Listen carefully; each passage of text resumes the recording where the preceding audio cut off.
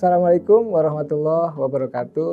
Halo, selamat datang di Unpacking Indonesia dalam program Yukai Talks bersama saya, Dr. Ujang Komarudin.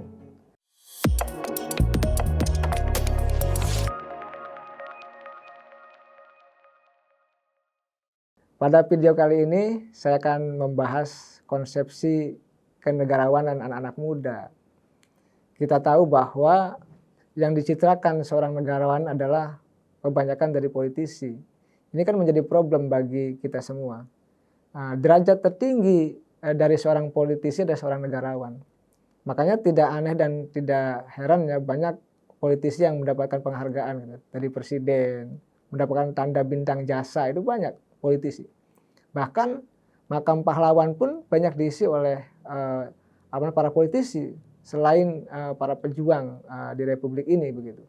Nah, konsepsi ini saya akan rubah sedikit gitu ya, merubah mindset bahwa konsepsi kenegarawanan bagi anak-anak muda Indonesia, bagi kita semua anak-anak bangsa itu bukanlah hanya simbolik dari seorang politisi yang hebat, yang sukses, bukan. Tetapi semua anak bangsa yang paling tidak saya melihatnya ada dua syarat ya yang saya hitung-hitung ya, yang saya kalkulasi yang saya berikan untuk publik, untuk masyarakat. Apa syarat itu? Sangat sederhana kalau kita ingin menjadi negarawan-negarawan muda ya, anak-anak muda. Yang pertama syaratnya apa? Mereka yang mementingkan kepentingan umum dibandingkan dengan kepentingan pribadi atau keluarga, itu sudah berjiwa negarawan. Maka ketika hari ini melihat pejabat kita gitu ya, mohon maaf ya, misalkan kalau kunjungan membawa keluarganya gitu, kalau haji juga membawa keluarganya gitu, padahal itu tidak ditanggung oleh negara gitu, tapi menggunakan misalkan tanda petik ya, diduga menggunakan fasilitas negara. Ini adalah bukan jiwa-jiwa kenegarawanan. Oleh karena itu kalau anak-anak muda, teman-teman milenial, Gen Z gitu ya, dan kita semua anak bangsa punya jiwa tadi, jiwa bahwa kita sudah terbiasa mendahulukan kepentingan umum dibandingkan kepentingan pribadi dan keluarga, maka kita punya ciri-ciri, punya indikasi bahwa kita punya jiwa kenegarawanan itu. Yang kedua, konsepsinya adalah jika ya ucapan kita gitu, jadi lisan kita ini gitu, lalu ide dan gagasan kita atau otak kita gitu, dan tindakan serta perilaku kita itu mencerminkan kepentingan untuk masyarakat, bangsa dan negara, artinya semua yang kita lakukan adalah untuk kepentingan publik ya, untuk kepentingan umum, tadi kepentingannya adalah masyarakat, bangsa dan negara, maka itulah kita punya ciri-ciri kenegarawanan yang luar biasa dalam diri kita. Oleh karena itu bagi adik-adik saya, bagi masyarakat Indonesia gitu ya, kalangan milenial, itu jangan berkecil hati. Misalkan yang masih mencari jati diri, yang masih belum lulus sekolah, lulus kuliah, lalu belum punya pekerjaan, haruslah membangkitkan jiwa kenegarawanan itu. Karena bangsa ini tidak bisa hanya dibangun oleh para politisi semata. Ya, politisi menentukan bulat lonjongnya bangsa ini dengan membuat produk undang-undang. Tapi kita sebagai anak bangsa, putra-putri terbaik bangsa gitu yang dilahirkan di Ibu Pertiwi ini harus punya keinginan untuk membangun bangsa dengan tadi jiwa-jiwa kenegarawanan itu. Oleh karena itu saya mengingatkan kita semua termasuk diri saya bahwa sejatinya ya tadi bahwa dalam konteks kita ingin memiliki jiwa kenegarawanan harus dilatih hari demi hari, punya spirit perjuangan, lalu juga punya kegigihan, punya keinginan untuk bisa membangun bangsa ke arah yang lebih baik. Mungkin bangsa ini tidak sedang baik-baik saja. Mungkin problematika bangsa ini luar biasa banyaknya. Soal-soal kebangsaan ini luar biasa besar gitu. Misalkan soal hutang luar negeri, soal pengangguran yang banyak, tenaga asing yang besar di Indonesia misalkan. Lalu juga APBN kita juga defisit, kerusakan moral di mana-mana, narkoba juga menggunung gitu. Perilaku seks juga terjadi di sudut-sudut wilayah Indonesia, korupsi juga luar biasa. Ini tentu problem-problem kebangsaan yang harus kita mampu katakanlah berkontribusi untuk bisa menyelesaikan sedikit demi sedikit dengan cara kita masing-masing.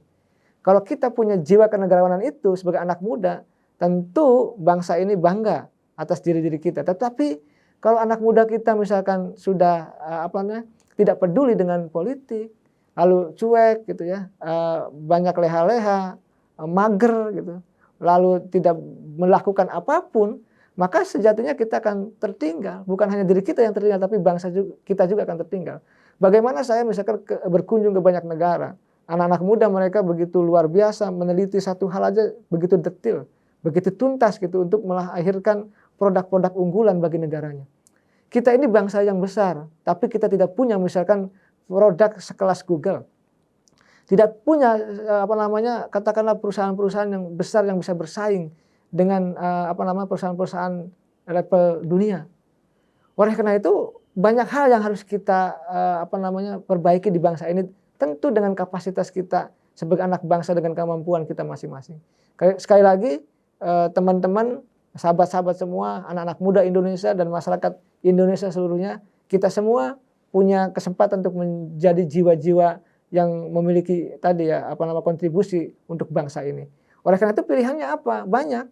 Yang senang bisnis ya berbisnis, yang menggeluti dunia pendidikan ya dunia pendidikan ditekuni, yang memang berpolitik silahkan masuk ke politik, ke partai politik, isi ruang-ruang jabatan publik itu oleh teman-teman. Misalkan ya ada yang menjadi anggota DPRD, DPR RI, eksekutif, bupati, wali kota gitu, menteri dan lain sebagainya, silahkan. Atau jabatan-jabatan yang memang yang teman-teman inginkan. Itu adalah hak dari anak-anak muda Indonesia untuk bisa berkontribusi atas bangsa ini.